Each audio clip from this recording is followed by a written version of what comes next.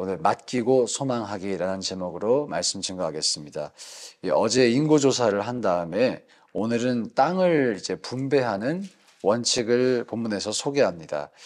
이것을 볼 때 우리가 인구조사를 시행한 또 다른 이유를 알 수가 있어요. 먼저는 군대를 다시 한번 점검하기 위해서 인구를 조사했을 것이다. 그것을 이제 알 수 있고요. 두 번째로 땅을 분배하는 것을 보면서 이 땅을 분배하는 과정에 인구 조사가 필요했다는 것을 알 수가 있습니다. 왜냐하면 땅 분배의 원칙 두 가지 때문인데요. 첫 번째 나타난 원칙이 이 인구에 따라서, 명수에 따라서 땅을 나눠주라라고 말씀하고 있습니다.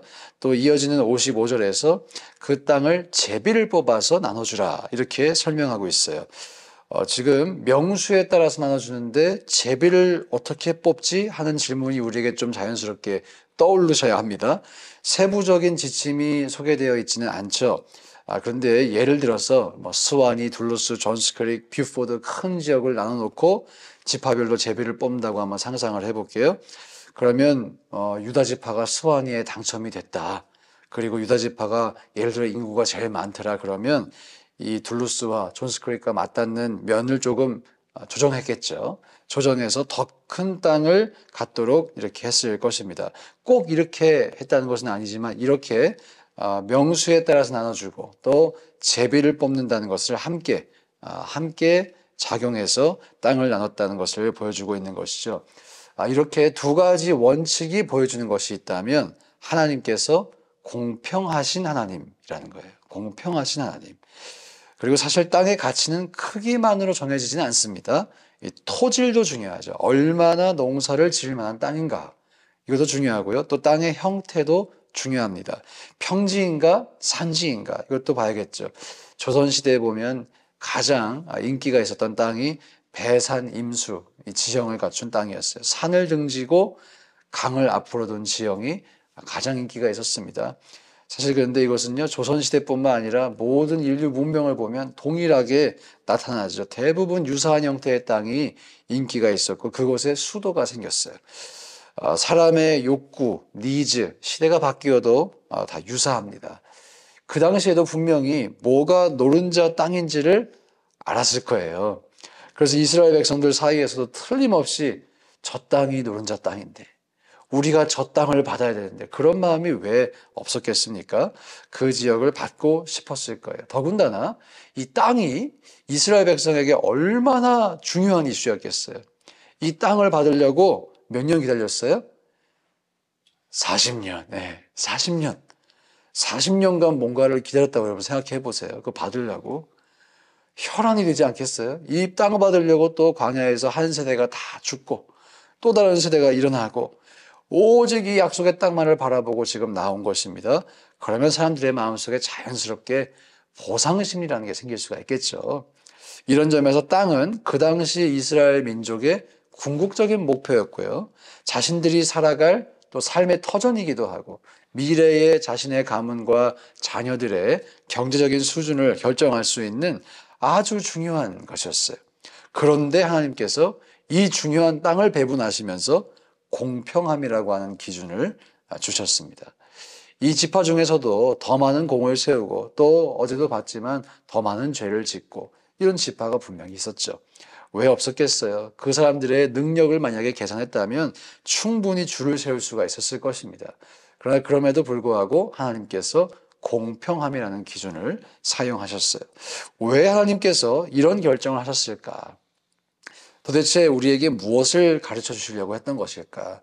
제가 두 가지로 좀 정리해 보았습니다. 먼저는 하나님의 주권에 대한 순종이라는 거예요. 그 하나님의 주권에 대해서 우리가 순종하고 우리의 인생을 하나님께 맡기라 하는 것입니다. 맡기라. 하나님의 백성의 정체성은요, 하나님의 말씀에 순종하는 사람들이죠. 그분의 주권에 순종하는 것이고 하나님의 인도하심에 우리를 맡기는 것이 우리의 정체성인 줄로 믿습니다. 그리고 사실 이스라엘 백성에게는 하나님의 이 주권을 신뢰할 만한 경험이 많이 쌓여 있었어요. 낮에는 구름 기둥으로, 밤에는 불 기둥으로, 또 만나와 메추라기로 몇 년을 먹었어요? 40년. 40년 정도 이렇게 생활하면 어떻게 안 믿을 수가 있겠습니까? 그래서 자신을 의지하고 신뢰하는 백성이 결코 망하지 않는다는 것을 하나님은 광야에서 보여주셨죠. 이런 이스라엘 백성에게 이제 맡기라 라고 말씀하고 있는 거예요. 너가 그토록 원하고 또 바라던 그 땅, 어떤 땅을 받을지도 맡기라는 거죠. 맡기라. 출애굽의 여정 자체가 사실은 맡기는 훈련이었습니다. 하나님께 모든 것을 맡기고 음식도 맡기고 또 삶의 환경도 맡기는 그런 훈련이었죠. 자, 그런데 그러면 출애굽 다 끝나고 가나안 들어가면 맡기는 훈련이 이제 끝나는 걸까요? 끝나는 게 아니었어요. 젖과 꿀이 흘러도 하나님께 여전히 맡길 게 있었어요. 사실 맡겨야만 젖과 꿀이 흘렀어요. 신명기 11장 10절부터 15절에 보면 그들이 들어가서 살 땅이 어떤 땅인지를 설명해 주고 있어요. 하나님이 말씀하십니다. 너가 들어가 차지하려 하는 땅은 내가 나온 애굽 땅과 같지 아니하다. 애굽이랑 지금 가나안이 다르다는 거죠. 거기에서는 너희가 파종한 후에 발로 물대기를 채소밭에 댐과 같이 하였거니와 애굽에서는 이 관계 농업이 발달했다는 거죠. 그러나 너희가 건너가서 차지할 땅은 산과 골짜기가 있어서 하늘에서 내리는 비를 흡수하는 땅이다. 비가 이 땅에 내리면 고이질 않는다는 거예요. 물이 없다는 거예요, 물이. 그래서 이 땅은 네 하나님 여호와께서 돌보아 주시는 땅이라. 연초부터 연말까지 내 하나님 여호와의 눈이 항상 그 위에 있느니라. 그리고 중요한 말씀 나옵니다. 내가 오늘 너희에게 명하는 내 명령을 너희가 만일 청정하고 너희 하나님 여호와를 사랑하여 마음을 다하고 뜻을 다하여 섬기면 그러면 여호와께서 너희의 땅에 이른 비 늦은 비를 적당한 때에 내리시리니 너희가 곡식과 포도주와 기름을 얻을 것이요. 이렇게 약속이 되어 있어요. 젖과 꿀이 자동으로 흐르는 땅이 아니라는 것이죠. 조건이 있습니다. 오늘 너희에게 명하는 내 명령을 너희가 만일 청정하고 하나님을 사랑하고 마음을 다하고 뜻을 다하여 섬기면 그때 이 비가 내리고 젖과 꿀이 흐른다. 자, 여러분, 출애굽도 하나님께 맡기는 훈련이었지만 광야 생활 다 끝나고 가나안 들어가도 여전히 그들이 살아가야 할 삶의 방식은 동일했어요. 삶의 원리는 동일했어요. 하나님을 사랑하고 섬기고 또 맡길 때 책임져 주신다. 비가 언제 올지 누가 압니까? 그러나 하나님을 믿는 것이죠. 관계 농업이 안 되는데 여기서 이 밭에서 채소가 자랄지 어떻게 압니까?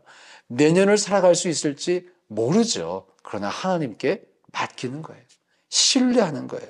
그러면 책임져 주신다. 책임져 주신다. 지금까지 이스라엘 백성이 저 국가가 남아있는 것을 보니까 하나님이 틀림없이 책임져 주신 줄 믿습니다. 40년 이후 몇백 년 동안 책임져 주신 줄 믿습니다. 자, 사랑하는 여러분, 여러분도 저도 맡길 수 있기를 축복합니다. 우리가 최선을 다해 살지 말자 이런 의미는 아니죠. 일하지 말고 기도만 하라 이런 의미도 아니겠죠. 여러분이 최선을 다해 살고 계시다면 나머지 모든 것 하나님께 맡기셨으면 좋겠어요. 맡기시면 자유합니다. 맡기면 행복합니다. 그래서 하나님이 우리에게 맡기라고 하는 것이죠. 사실 우리의 인생 중에서요, 우리가 컨트롤할 수 있는 게 많을까? 컨트롤할 수 없는 게 많을까요? 내 마음대로 할 수 있는 게 많을까요? 할 수 없는 게 많을까요? 설교의 흐름상 할 수 없다고 해야 될 것 같죠? 제가 이제 유명한 심리학자 마틴 셜리그먼이라는 교수님이 계세요. 코넬 대학에서 가르치셨고 유펜이로 알려진 펜실베니아 대학에서 가르치신 분인데 이분이 사람의 행복에 영향을 미칠 수 있는 요소를 통계적으로 정리를 하신 분이에요. 이분이 꼭 맞지는 않지만 좀 인사이트가 있어서 제가 인용을 합니다. 우리의 삶에서 우리의 행복을 결정하는데 우리가 컨트롤할 수 있는 게 40%가 채 안 된다. 이분의 연구예요. 나머지 60%, 절반 이상은 우리 마음대로 안 된다는 거예요. 저는 근데 40%도 아니고 한 10%밖에 안 되는 것 같아요. 제 마음대로 되는 게. 저는 이런 생각이 나는 할 수 있는 게 별로 없다. 이런 생각이 예수님의 가르침과 또 일치한다고 저는 생각해요. 요한복음 15장 5절에 나는 포도나무요 너희는 가지라. 그가 내 안에 내가 그 안에 거하면 사람이 열매를 많이 맺나니 나를 떠나서는 너희가 아무것도 할 수 없습니다. 그렇죠? 나를 떠나서는 너희가 아무것도 할 수 없습니다. 그러나 반대로 우리가 예수님을 품고 예수님 안에 거하면 모든 것을 할 수 있는 줄 믿습니다. 예. 이런 점에서 여러분 맡기시기를 축복합니다. 예수님께 붙어 계시기를 축복합니다. 그래서 여러분의 삶에 하나님이 허락하시는 아름다운 열매가 가득하시기를 주의 이름으로 축원드립니다. 잠언 16장 9절에 사람이 마음으로 자기의 길을 계획할지라도 그의 걸음을 인도하시는 이는 누구세요? 여호와시니라. 예, 이 말씀을 기억하시면서 하나님께 맡기고 자유하고 더 나아가서 기쁨으로 누리실 수 있기를 주님의 이름으로 축복합니다. 두 번째, 하나님께서 이 땅 분배를 통해서 우리에게 가르쳐 주신 또 다른 가치가 있다면 눈에 보이는 약속의 땅이 아닌 눈에 보이지 않는 약속의 땅을 향해 우리가 전진해야 한다. 이 말씀을 드리고 싶어요. 왜 이 생각을 하게 됐냐면 레위인이 나와요. 레위인, 오늘 본문에. 우리가 좀 이 레위인을 주목해 보아야 합니다. 레위인의 기업은 하나님이셨어요. 그래서 레위인들은 땅을 못 받았어요. 다른 지파 다 받았는데. 솔직히 근데 레위인들이 고생도 비슷하게 했어요. 40년 동안. 텐트 치고, 텐트 개고, 짐 옮기고, 그잖아요. 전쟁하면 다 같이 긴장하고, 가라면 가고, 서라면 서고, 근데 자기들만 땅이 없네. 약속의 땅에 들어가서 다른 족속 다 기뻐하는데 우린 손에 잡은 게 아무것도 없네. 이 레위인 중에서도 이런 사람이 있지 않았을까? 야, 나도 제비라도 한번 뽑아보고 싶다. 나 유다 지파로 저 트랜스포하면 안 되나? 여러분, 이 레위인을 우리가 어떻게 해야 될까요? 레위인은 손해를 본 걸까요? 아니면 대박을 맞은 걸까요? 대박 맞은 것인 줄 믿습니다. 왜냐하면요. 하나님이 친히 그들의 기업이 되어 주셨기 때문이에요. 레위인들 중에서도 왜 하필 나는 레위인으로 태어나가지고 말이야. 내가 선택한 것도 아닌데. 왜 나는 땅도 못 얻나. 이 평생을 남의 이 지파가 주는 것으로 이 빌어먹고 왜 살아야 되나. 이런 사람이 왜 없었겠어요? 그러나 시간이 지나면서 깨달았을 것입니다. 풀은 마르고 꽃도 시들지만 하나님 말씀은 영원히 변하지 않구나. 이 하나님을 섬기도록 부르심을 입은 축복, 그 무엇과도 바꿀 수가 없구나. 이 영광을 내가 바꿀 수 없구나. 나에게 부어주신 이 영광 너무 감사하다. 너무 감사하다. 여러분, 저와 여러분이 이 시대의 레위인인 줄 믿습니다. 이 시대의 예배자, 이 시대의 레위인들이시죠. 아무것도 얻지 못한 것 같을 수 있어요. 우리 인생을 살면서. 예수 믿으면 복을 그래도 받는다고 들었는데, 기복신앙 아니더라도 하나님이 만사형통 해주신다고 우리 그거 알고 있는데, 고난도 있지만 축복이 있다고 알고 있는데 왜 내 손에 잡은 게 아무것도 없을까? 그런 생각 혹시 드시더라도 여러분의 손에 하나님이 계심을 믿으시기를 바랍니다. 우리가 소망해야 할 것을 붙잡고 또 붙잡아야 할 것을 붙잡으실 수 있기를 주님의 이름으로 축복합니다.